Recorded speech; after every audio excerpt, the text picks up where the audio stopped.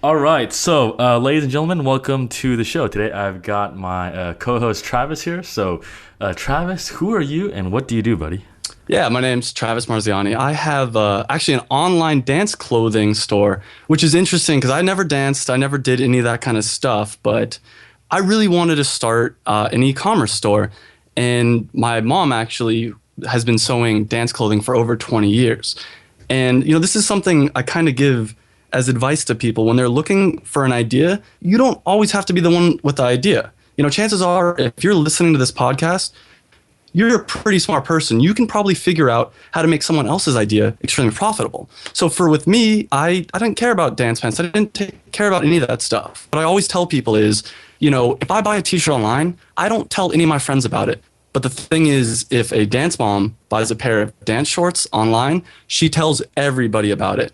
So for me, my true passion wasn't creating, a specific type of business. It was creating a business.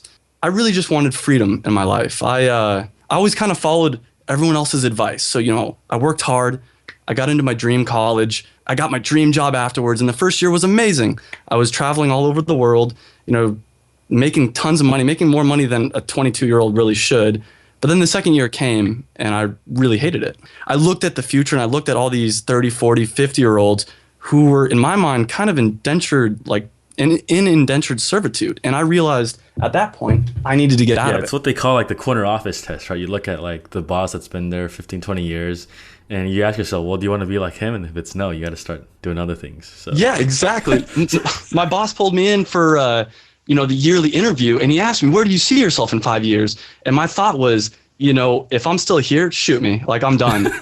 Yeah, that was a big realization that I need to figure something out. I think like a lot of people that started doing this recently, I found the 4 Hour Work Week, which I highly recommend. It's a great book and it really showed me this is what I want my life to be like. And if that's what I want, I need to start making the right steps to do that. yeah, and I think as cliche as it sounds, like almost everyone's journey is like 4 hour work week. That it almost sounds, oh my god, like when I hear that, I almost roll my eyes. But it's such an important book, I think, because it's almost like the Bible of this movement, I'd say. And the thing was, I was already thinking all this stuff before, and literally all of it. But then when you read it, it's like you have a friend finally that's telling you, yeah, go for it. Because in my situation, pretty much everyone around me told me, no, don't quit your job. No, that's too scary. Don't do it. They were clearly like, you're insane. Why would you quit your job? Obviously now they know it was the right decision. So that was really cool. Gotcha. All right, cool. So we'll talk about this a little bit later down the road. So today we're going to talk about kind of the 6 things that we're struggling with together. So you have 3 things, I have 3 things. We actually haven't shared it yet, so we'll just kind of bring them up and then talk about them kind of openly. And maybe if other people are going through the same thing, let us know in the comments. So number 1, do you want to go first? Yeah, I think my number one thing that I'm really struggling with is getting organic traffic. I think that's something that a lot of people that run e-commerce stores are talking about. And it seems like one of those things that it used to be easy and it's not so easy anymore. And I'm looking for new ways. And I know that there has to be ways to rank higher up on Google. I mean, I know that there's people out there doing it. So I'm exploring a couple different options on how to do it. And one of them is a blog where we actually interview dance studios. And it's really good for a bunch of different reasons. But, one of the reasons is if they like the interview, they'll actually put a link to it on their site. So Google sees, hey, this site's obviously very relevant to dance clothing. Maybe we should put it higher up for that. But of course, the other big thing is it allows me to contact thousands of dance studios and say, hey, have you heard about our site? Without actually saying that, because I'm actually saying we'd like to interview you. And who doesn't want to get interviewed? Who doesn't want free press when you're a small business owner? So that's something I'm exploring, but I'm looking for different ways on top of that. Yeah, especially like these solopreneur dance studios that are really passionate about what they do. I think we've had some conversation about how they're just kind of these girls that are running their own studios, really passionate about it, and they're willing to get the word out. Yeah, and a lot of them have no idea what the internet. I told them, we're gonna interview you for our blog. They're like, well, when does this magazine come out? And a lot of them don't know how to advertise at all online. So we're really doing them a favor. We're saying, hey, we're gonna give you free online advertisement. And we don't ask for, we say, if you like the article, please link it, but we don't tell them, you should buy from our shop. We don't say any of that stuff. It's really just a way for us to highlight dance studios. And if every once in a while we'll get a dance studio that's like, wow, we actually loved our article. We put a link to it. And by the way, we're going to have everybody that comes to our studio from now on buy from you. And that's awesome. You know, it's one email I sent out and I get thousands of dollars in new sales and make someone extremely happy at the same time. So that's really cool. Yeah, it's a good match for them too because it lets them like it's like a validation for them. Hey, I was interviewed and like, oh my God, I've been featured on this thing, and then they get really proud that like, hey, you know, someone's paying attention to me, and not just that, but also like naturally when they find out who you are, they'll check your store out, right? So you don't need to tell them like, hey, you know, check out my store. Yeah, you know, when I first started, I was really spammy about it. I sent out like mass emails. I'm like, hey, we'll give you 25% off, which is a lot of money off. And I sent out like 1,000 emails to people, you know, by hand, which takes a long time. And nobody wanted that. But then I started saying, you know what, actually, what do you know, that I think is a big thing is thinking, what does your customer want? Not what do you want out of this situation? So that really changed things. Yeah, exactly. So my number one is actually kind of the same thing, but I wrote it as number two, like the same thing, traffic. One thing I was having trouble figuring out is like where the customer actually hangs out. So my ideal kind of customer was like kind of like the young iBanker crowd, guys in their 20s, the early 30s. But the people that have actually been buying are kind of a lot older. So they've been like 35 to like 50, married couples, like wives buying for their husbands, things like that. So I guess just figuring out like the right organic way to get these guys is still something like I'm still kind of struggling with too. So have you had any thoughts about what you might be pursuing for that? Yeah, so I'm going to do some more guest blogging on some finance blogs just on a more consistent basis. So previously they've been kind of like one-off, like I do it once every month, once every 2 months, and now I'm trying to do it weekly. And so what I actually did was I actually blocked out time on a calendar to kind of do this now, but I take it a step further. I make it into like a Photoshop image. And then on like my iPad, my desktop, my phone, like you know how you can change the background image. Like basically, I put the calendar on there. Oh, that's cool. So as soon as I wake up, I know I need to like start writing and like do outreach, things like that. Because I think it used to be like, hey, I just wake up and then you kind of like dick around, eat some coffee, have some coffee. Like your roommate wakes up, you talk about random stuff. People ask you to go out, and then you're just like, oh, there's my whole day. And like, and now I'm like, okay, no, I'm gonna wake up. Here's what I'm doing in the morning. Here's what I'm doing in the evening, and then like everything else, no. Yeah, no, I find I go through periods of like ultra focus, and then I kind of enjoy it for a little while, maybe, you know, lay out on the beach or whatever. And then very quickly I get to the point where I'm like, all right, time to focus again. Let's get the next thing going. Yeah, it's like a momentum thing that comes and goes. Yeah. I guess. Yeah, but I guess we were talking about organic traffic. And I think, I don't know, going back to this topic, I feel organic traffic is really like, it's always like a backwards thing you got to look at because you always look at your analytics. It's like the last month's data, last 2 months data. It's never like forward looking, which kind of makes it like weird when you kind of put your efforts here and there. So I guess that's my number one. What's your number two? My number two is actually making all the paid advertisements I do more profitable. I think that, I mean, that's an obvious one, but you know, you kind of put up a bunch of ads, for instance, like what keywords to target, all that kind of stuff. And breaking it down farther from there is a lot more challenging than I originally thought because there's a lot of variation, and I get really nitpicky. So for instance, there might be a keyword for a certain month that performs really well, and then the next month is doing really bad.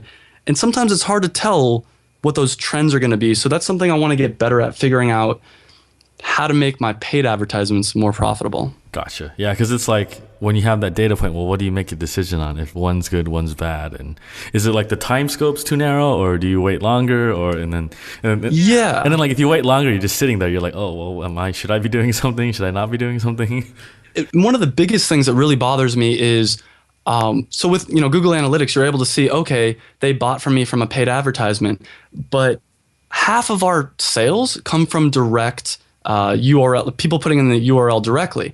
Well, most of those people probably found us from paid searches. So it's really hard to track that, because one of the problems too for us is our biggest profit area is from teams buying from us. So they're going to buy, 25 things.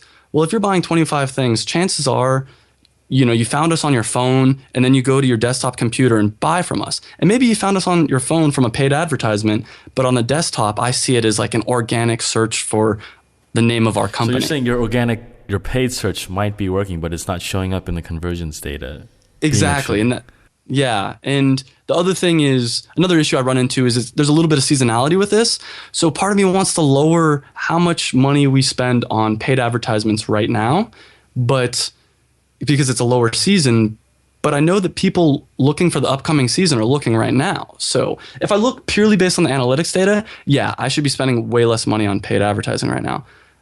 But, a lot of people will even call in to place orders. Well, how'd they find us? I have no idea. They could have found us, from organic results or paid results. So that's something I want to talk to some more experts about and try to figure out. Yeah. Well, I guess you can always ask them when they call you, right? How'd you hear about us? And But see, the problem with that is everyone says Google. Oh, and, I see. If I say, oh, was it a paid ad or a regular ad? They have no idea. Yeah. I'm like, oh, what keyword did you use? And was it a paid ad? And they're like, what do you mean by keyword or paid ad? Yeah, or like the sidebar or the top, you can barely tell the top 10 results from the paid AdWords ones on the top now. Yeah. And there's like ads by Google, but most people who are not tech savvy just don't care and they have no idea as long as they get the result they want. Yeah. And a third factor that really kind of makes things even harder is the amount of referral sales. So for instance, maybe one of my ads, we sell to somebody and they buy a pair of shorts for $20.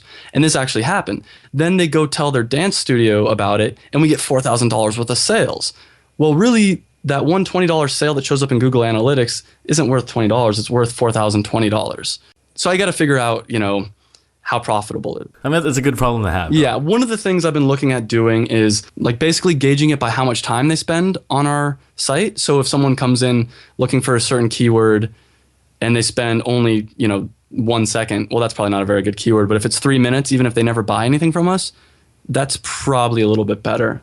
But I'm still looking for other ways to figure that out. Something I did on my store the other day, I put up a Zopim, the live chat thing, but it only pops up after 90 seconds on site. Because I looked at my time on site. Most people were like there for like 2 minutes and a half. So I figured, all right, you look at that data and then you look at the top pages that people are visiting. And then, all right, they're probably stuck here, maybe have some questions. So let's just throw up a live chat and see if anyone said anything. Do you answer that yourself, or because I know you're in a different time zone? Yeah, so it goes to my phone. I actually, in the live chat, how it pops up in some website, I actually say, hey, this goes to my mobile phone, but sometimes I'm, drinking beer, so I might not be able to get it or something like that. I put like a joke in there. If they type something in the chat, but I'm not there, they get an auto respond that says, hey, we've sent it to the email. They'll reply to you via email, and so sometimes I catch it there. But that was helpful though. Like I sold one of my most expensive wallets there, like a $300 one based off a live chat. So wow, that's cool. That's something I've been thinking about doing, but I'm glad you talked about that because it's one of those things you put on the back burner and then you hear someone do it and you're like, yeah, that's probably something I should implement as well. Yeah, and you just set up it once and it's there forever. Like not everyone will use it. I'd say probably less than 10%, maybe even like 5%. But the ones you do who chat with you, you might as well get that data and see what you can do. So, and plus you're in the US, right? So your time zone is probably a lot easier to handle. Yeah, and I mean, I know a lot of people actually call us, and I think if you're willing to call us, you're much more likely to chat than want to call. So I think that would definitely be a good thing for us. Yeah, and there's some people who probably are more comfortable with chat. Maybe they're younger, like our age, who don't like to be on the phone. Right? So, that's what I meant. I think most people like a chat's right there. Like otherwise, if I have to call you, I have to go get my phone. Yeah. That's a great idea. And then do I have to go through some crazy press 0 to get the operator, press 1 for accounting? Yeah. Yeah, no, I totally agree. Yeah, all right. So let's move on to the next thing. Is it my turn now? I kind of forgot. It's your turn. All right. So second thing I'm having troubles with is content creation. So I think I talked about this earlier on the podcast. What I've been doing is kind of YouTube videos that have interesting stories. And I think just kind of sitting down and writing out like a video script is a lot harder than I thought it would be. I realized that making a video is not that hard. Once you know what you're making, it's really easy. But when you're thinking about, what am I going to record? How do I look in front of the camera? What I'm going to say? That's the hard part too. So what I've been doing is I've been looking at some kind of script writing software that kind of streamlines it a little bit, using some Google Docs to kind of just jot ideas down as I go throughout the day. Because usually those are where kind of the cool things come from too. So what type of videos? So is it going to be videos of you talking about random things, or what in particular? You ever see this channel Vsauce? Yeah, It's kind of like Vsauce, but with more interesting stories. So Vsauce is kind of more science based, right? Yeah. So this is kind of more mind blowing, but on an interesting angle. So for example, one episode I'm doing is about the International Space Station. So if you ever see the photo of it, how it has all these solar panels, it's this huge 8 or 9 panels in space, and it's floating around there. So basically, you ever think about how did they get these panels up there in space? did they assemble them in the rocket and then put it up there? Well, it turns out there's actually this scientist that figured out a way through Japanese origami, the way to fold paper, to fold solar panels, and they put in this rocket and they put it in space, and all you have to do is you just expand it through one way and then it becomes this huge panel. Wow. And so what's interesting is that this fold is actually kind of prevalent in nature too. So if you look at like dragonflies or how a snake moves, you know how it moves up and down to move forward? Like, it's kind of like the same science behind that. And then so if you look at a dragonfly in its cocoon, it has to develop these wings too, right? And you look at the creases, it actually has the same fold as it does on this origami paper. So kind of like cool stories like this that are interesting to, you know, watch while you're having lunch or at a coffee break at the office, things like that. So That's cool. So it'll be unrelated to the wallets. Will you like tie in the wallets at the end, or? yeah, at the end. Yeah. Okay. So the show is called Ballers Briefing, and in the end I just say, hey, brought to you by ballerleather.com. Check out our store if you want to help us out. That's cool. Yeah, so I mean, I have no idea how this is going to work out, but Just out of curiosity, are you going to try to get like ad revenue from it too, or just purely? yeah, I think I'm going to turn that on because I heard your friend the other day. Like, I actually watched the channel, the Epic Wildlife guy. Yeah. Like, he has, like, his videos are pretty cool. Like, they're not super advanced, but they're just like a lot of images. He's talking about cool stuff, so I figured, you know, we'll take a page from his book and see how this works. That's one of my big things I'm wondering about too, because I'm looking at starting a YouTube channel, and I don't expect to make money off the advertisements. So part of me wants to turn them off. Actually, all of me wants to turn them off because I don't want the users getting distracted and stopping. But I wonder if Google prefers channels and websites with them on because they make money from them, kind of thing. Yeah, there was an interesting article I read about YouTube the other day by this guy like Freddie Wong. I guess he's kind of like a YouTube guy. Like, he makes like machinima videos or whatever, like really high production stuff. And he was saying YouTube basically has like 3 tiers of content. So the first tier is like this super low budget, like, you know, iPhone vlog. You're just talking to it. Like, there's like zero budget. And then the second one is kind of like what your friend does, like the Epic Wildlife guy. He has some production value. You know, he has images, other stock videos, things like that he uses. And he has like an intro, outro, kind of things like that. And then the third one is kind of like these movie trailers or music videos, like the Vivo things. And he was saying, like, in the YouTube ecosystem moving forward, really only tier 1 and tier 2 can survive.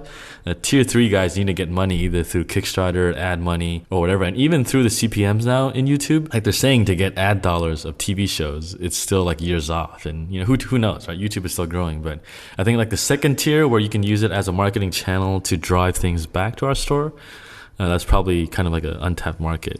And the SEO value that I keep hearing about with YouTube channels is a big reason I want to get into it. I hear that by having a link from a video or YouTube, like in the description, back to your website's supposed to be huge. So yeah, and one thing now, you realize it's so easy to access YouTube now. If you have like Apple TV or anything, like, you just swipe your phone and you have something on your phone, you get on your tablet, PC, whatever, you can just start watching videos. Like, you look at like people on like public transportation now. I know you live in like LA area, people drive cars, but like anywhere in like say New York, Singapore, you know, Hong Kong, like everyone's on their phones, like, well, they're on the subway, they're just watching videos or playing games. yeah, I mean, so I have a smart TV now. So every time like I go to eat some food, I don't turn on the TV. I'll just turn on YouTube. And yeah, exactly. That's what I do too. yeah, it's a great way because I don't know. You turn on the TV, there's reruns, whatever. YouTube, you're always getting something new, and it's fun. And it's done when you're done eating. So it's not like, oh, okay, well, I got to watch the rest of the show. Yeah, I think there's like a discovery element with YouTube too. Kind of like in 2014, where you have these good shows being made, but you probably haven't found all of them yet. Like, my roommate watches like this Ultimate Rap League, or this rap battles a lot, and he always plays on the TV, and I guess I'm starting to watch it too. And it's interesting to see content like this because you can really choose what you want to watch, right? Whereas like TV, you're kind of stuck with the programming, and you just flip through channels, and you're like, oh, whatever. So, you know, one of the thing I want to share about that is so my friend Adam, who had the Epic Wildlife thing, he told me, you know, if you look at his first videos, they're not very good. So his big thing was just put up something. So that's kind of with my site, we're actually trying to do, like, we put up a couple videos that are really bad. So I encourage anyone that's like thinking about doing some YouTube stuff, start off at the tier 1. That's what's going to happen. And then you'll kind of naturally figure it out as you go. So yeah, and I think when you use YouTube, just naturally, the way you discover content there is that you look for someone, they show up in like the sidebar, you know, oh, this looks interesting, and then you click it, and then you look at what you look at their whole backlog, right? Kind of like a podcast, and then you start looking through the backlog. Whereas if you don't have the backlog, you only have 2 videos. Well, why should I look at this guy? Why should I subscribe to his channel? Yeah, you know, another thing is I think people are kind of used to every once in a while getting lower quality stuff on YouTube. So it's not like, I don't know. It's not like you're making a TV show, and if it's low quality, they're just gonna be like, get out of here, you know? Yeah, there was a guy I watched, Philip DeFranco. He was saying YouTube personality trumps production, in the sense that if something's really engaging, you'll watch it because you know it's YouTube. Whereas even if something's really well made but it's boring, you'll turn it off, right? And I was like, oh yeah, I actually do that. Like there's some videos that are boring, but I just don't watch it. But if something's like, kind of made with a phone that's really funny, I'll watch it. And kind of a new ecosystem that's still being figured out, which kind of makes it exciting. And I don't know. I think like as brands, video production is stuff that scares a lot of people. So if you can figure this out, it can really make you stand apart from everyone else that's doing whatever. And I think there's power too in like, like say you're eating a taco every day for lunch or whatever, and you sit down in front of the TV and there's always someone that you can tune into on a weekly basis. There's some power in that too. Oh, absolutely. So my number 3 thing is getting more of the people that buy my product engaged with our social media. And I've had some success with this. One thing we'll do is we ask the people that buy from us to take a picture of them wearing it. It could be on stage or whatever, and then share it. And we get a lot of people that will do it, but not nearly as many as I want. Same thing, like we have a Twitter, and it's really hard getting people engaged with it, I feel like, at the beginning. So we're exploring a couple different ideas. Also, getting people to like us on Facebook. I know that for me, someone has to be really awesome for me to like them on Facebook. And we send, like in each of our emails, we send them something saying, hey, don't forget to like us on Facebook, and almost nobody does. So, but it's like when someone asks you to like something, do you really click it? Sometimes I do, unless it's really cool. So yeah, the tough part is I think if I don't, it's either that or I don't ask it. And if you don't ask it, good luck getting any. Yeah, exactly. We'll get like one every 2 days that'll like us from our emails or so. And one of the big thing we do is like once a month, we'll send out an email saying, hey, make sure you post a photo of you wearing our dance clothing for a chance to win our monthly drawing. So there's some incentive there. Yeah. And I really do believe that most of the people that post this picture, they don't really care about winning. But they need that trigger of saying, oh, there's a chance of me to win something. Yeah, because we have a lot of people that'll call in and say, oh my God, we love you so much. Thank you. Your product's amazing. And we'll say, do you mind posting a picture? And they're like, yeah, of course. But it kind of slips your mind. So I think that's a good way to be like, hey, remember that time that you said you'd post a picture? Can you do that now? Are these dance studios you're asking, or dance teachers, or? We send it out to everybody. Everyone that buys from us, we say, just post a picture. Most of them probably tend to be individuals, but we get a good amount of dance studios as well. Yeah, and these are mostly dance teams too that buy. Most of our profit comes from the dance team for sure. But I'd say more people buy individually, but yeah. Gotcha. What if I've heard some other stores doing like customer of the month or something like that, or like they feature like a profile about them, like where the city, where they live. We're actually doing that right now with the studios. We're on our blog, we're doing studio spotlight. I just sent out the emails yesterday, and I think I had like 80 studios I sent out emails to, and something like 21 of them already, it's been like 24 hours, sent me an email saying, yes, absolutely, we'd love to do that. So one thing that might be cool is like, I don't know if this will work, but you could do like a calendar or something like that, and then you have like, hey, submit your photo to get a chance to be in our calendar, and you can have like 6 slots a month, and then you just feature people there too. Well, yeah, that's a good idea. One of the things we did for our last one is we want to start sending out a pamphlet with each of our orders, and one of the things we said is if you win dance wear picture of the month, then we'll put you in the little pamphlet. So we got a couple really good photos for that I'm excited about. Yeah, because these guys always want more exposure, whether you're like a dancer or dance studio, right? Like a dancer, you want to be recognized for who you are, I guess, your craft. And I guess a studio, you want your name to get out there so more people can come. Yeah, no, that's definitely something I'm looking at doing going forward. The other thing that I'm looking to do is actually the pamphlet itself. I think having something physical that says, don't forget about our monthly drawing makes it seem a little bit more real than we all get. I mean, how many spam emails do you get that says you're the millionth person, you're going to get $1 million, just click here. So I think that when people have something physical, it's an extra reminder too. I mean, when they go to throw away the pamphlet, maybe they remember, oh yeah, by the way, I should send that picture in. So I think that hopefully will help things out, but we'll see. Are you seeing much traction on Facebook? Because I get the feeling like, what's the organic reach out? It's like less than 10%. Like, is it even worth it? I don't know. I think there's some social proof aspect to it. Actually, an interesting thing, I don't know if got a chance to tell you yet, but we had someone contact us that's actually in Chicago, and they asked if they could do a virtual internship. and it's completely unpaid. And she started doing our Facebook posts for us, and she's been amazing. So that's really cool. So, I mean, that's an idea for someone that has a small store. Maybe look for people that would want to do an unpaid internship to do your social media thing.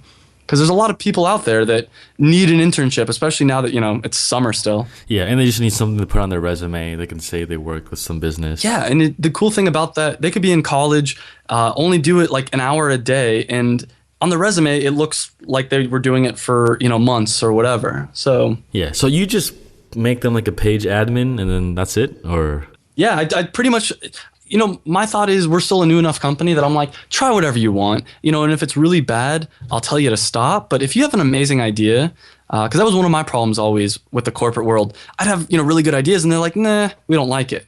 So for her, it's like, do whatever you want. If I see it's working really awesome, yeah, keep it up. And if for some reason I feel like you're doing weird things, then I'll stop you. But that's probably not going to, that's not going to really happen too often. yeah, and I think kids these days that are younger, like that grew up with Facebook, they know the platform probably a lot better than us, at least maybe their demographic wise. So I mean, just I think they're able to be a lot more neutral. When I post stuff, everything I post, I want to be like, by the way, buy from us, When she posts, she knows you can't do that every time. I think that's like a millennial thing and older. I don't know if it's just us or because the younger kids don't really do that from what I've noticed, like looking at their posts and like they're just like, oh, hey, this is a cool image, blah, blah, blah. And then it's like if people like it, they'll like it and they'll check your about us page. Oh, you're a store. All right, I'll check out your store. And I guess it's much more organic than kind of what we're all trying to do. Definitely. Yeah, I guess maybe because we grew up with like TV advertisements, like shouting at our face. So we're all like, okay, maybe we got to do the same thing. But Yeah, and I think there's also just that you constantly want to be feeling like you're doing work. And I don't know, I read a lot of like copywriting stuff and whatever. So my mind's always focused on that. I recently just started reading Jab, Jab, Jab, Right Hook.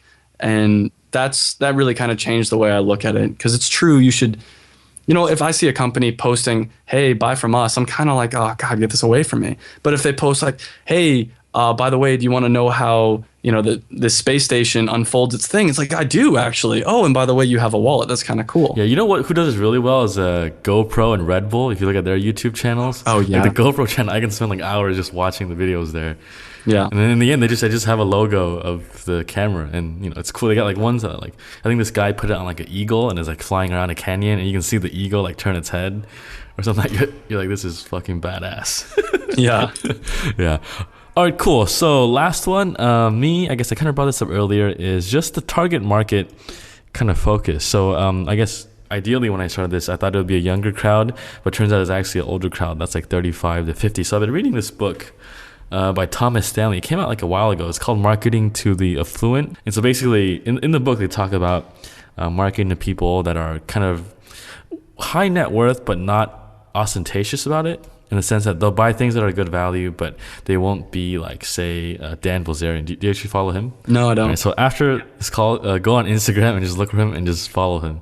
And he's like this poker player that just goes to Vegas. Oh, I do. Yes, that's what I want my life to be like. That guy's. Yes. Exactly, right. So it turns out the people actually with money are a lot more low profile. They don't dress crazy like him. They don't do crazy things. They're just kind of guys that you would find in the suburban area, but you could never tell. And so this book talks about how you should actually play off kind of like certain needs they have, but their mental needs. So, for example, a lot of salespeople actually make a lot of money. Say, like the highest guy at Nordstrom's or whatever. And the thing is, a lot of salespeople, they don't get recognized for being good salespeople. Like, I think there's a society thing where, they're all snake oil salesmen. Like these guys are assholes. And I think what they say in the book is that you can play off this, right? Like, hey, we're going to recognize you in our organization. We're going to give you a plaque.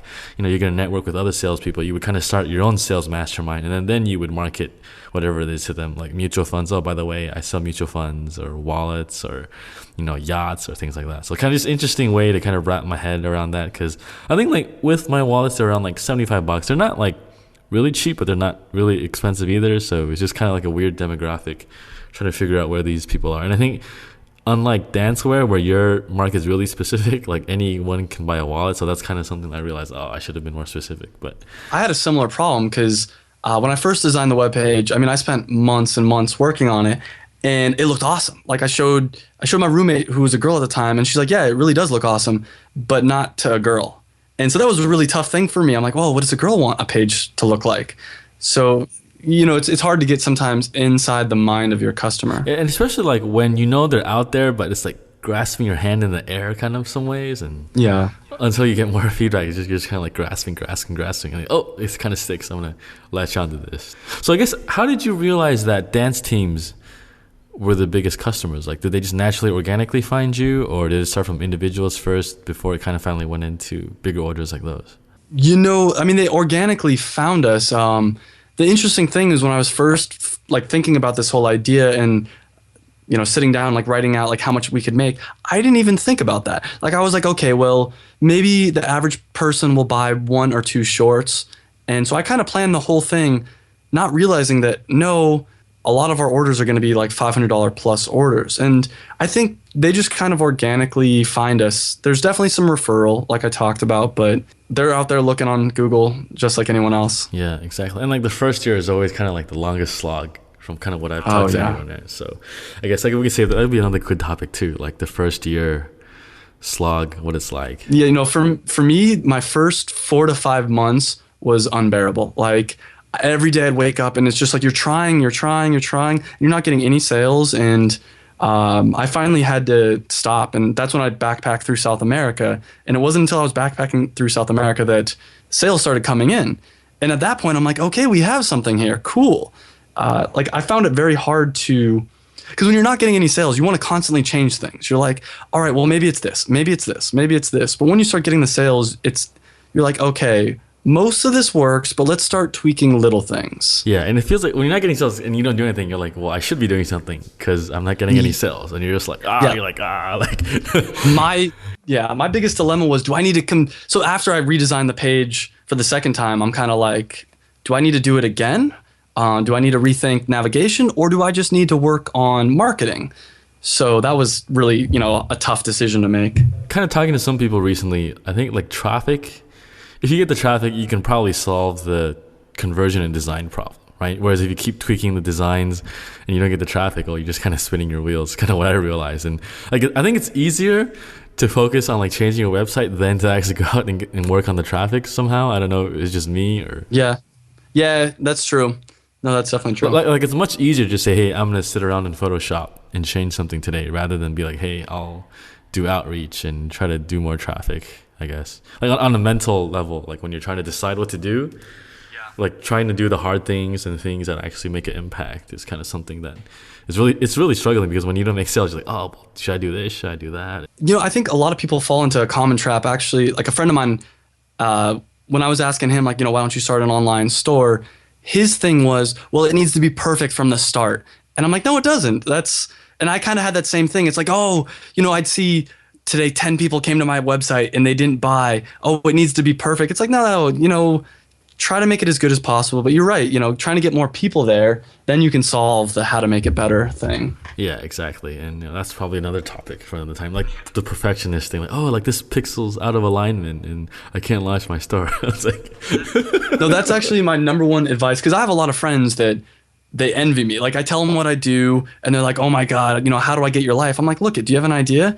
If you do, just buy a URL. Like right now, you can get them for 99 cents on GoDaddy. So if you have an idea, there's no reason not to buy a URL for 99 cents. And then from there, just take those little baby steps, and eventually before you know it, you'll be engaged enough to want to actually finish up the project. But yeah, I think like if you look at the first year of what you do, like it's a lot of baby steps that add up. Like you said, it's like, I think day to day you feel kind of stuck, like, oh, I'm not getting anywhere. But then it's not until like a month, 2 months later, you say, oh, I did this and this resulted in sales. Like, but at the time I had no idea what I was doing.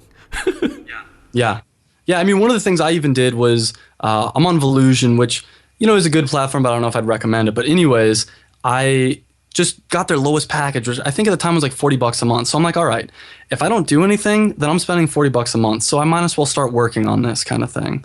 And I recommend trying to have little things like that to help you along the way. And even that's expensive. I think Shopify, BigCommerce, like $20 a month. They even have like a $14 one. Yeah, I think for like a super starter one. There's like no point to. I don't think there's really any point to even do it yourself when you can just go on one of these platforms and like absolutely. the time and money you'll save from developing like something on WooCommerce, fixing the code, breaking your site. Like I know tons of friends who go on WooCommerce and then they like break the code. They get like a white screen. Just pay $20 a month and have like a platform that does this for you. Like there's no point wasting the money. You would have wasted like 8 hours on this. Like is your hourly rate $2 an hour to fix a site? Like no, absolutely, there's you can do. Totally agree. For months, I was like, oh, I can build this because I have some coding experience. I know how to make websites to some degree. I'm like, I can figure this out. But that's a pretty big task to go from not doing any kind of online store to building a complete website. Don't waste your time, in my opinion. Yeah, even like Photoshop, I used to remove the white backgrounds for myself in Photoshop, and I found a guy on Fiverr that does 5 images for $5. I was like, oh, I'm stupid. Why should I do this myself? I should just pay this guy, have him do like 20 photos, whatever, and then I'll just call it a. I can do something else. Yeah, that could even be another topic. It's hard to realize that, with your VA, for instance. I know for me, at first it was like, oh, well, I can do this work. Why should I pay someone else? You know what? For $2 an hour, my time's worth a lot more than $2 an hour. Like I could be doing something better. Yeah, and chances are, if you do some Photoshop work, it won't look as good as some professional who's doing it for $2 an hour, which is kind of sad but true, right? Yeah, that is true. All right, so I guess let's just end this first episode here. We got some different tangents here we're gonna explore next time. So hope you guys like it. And Travis, any last words you want to say to listeners here? Terry, I don't feel like you plug this enough anymore, but one of the best things I did was the mastermind group, and that's how I started talking with Terry more. And I recommend doing Terry's mastermind group, but no matter what, find people that you can talk about this with, because for me, for the last year, I was kind of stuck in my own head. I'd have ideas and my friends don't really want to hear about my online store. So make sure you have people that you can talk about what you're going through with. Yeah, it's like friends don't care about SEO or organic rankings. They don't even have any idea how it works and how. No, when I got my virtual assistant, I was in Rio and I was telling my friends every day how excited I am to have a virtual assistant. And they would look at me and just be like, look, stop. I don't care that you're paying $2 an hour to free up your entire day. But when you tell that to someone on the business side of things, they're like, that's awesome, So it's good to have that encouragement. Yeah, and I feel like a lot of the stuff we do now, like when I first started, I was like really excited to like try to convince friends to go on this path. But now it's like, oh, they need to be willing to do this themselves. Like I can preach to the choir, but it's the choir. So, until then, it's just a waste of my energy I can use to build the business. Absolutely. Yeah. All right, then. So I guess we'll leave it at that, and then we'll catch up again next week. And thanks for tuning in. Thanks, Travis, for joining me. And if you guys like this new format, make sure to let us know in the comments. Send us an email. Sounds good. All right, man. Take care. Thanks for listening to this episode of the Build My Online Store podcast. If you want the show notes, make sure to check out the website at buildmyonlinestore.com.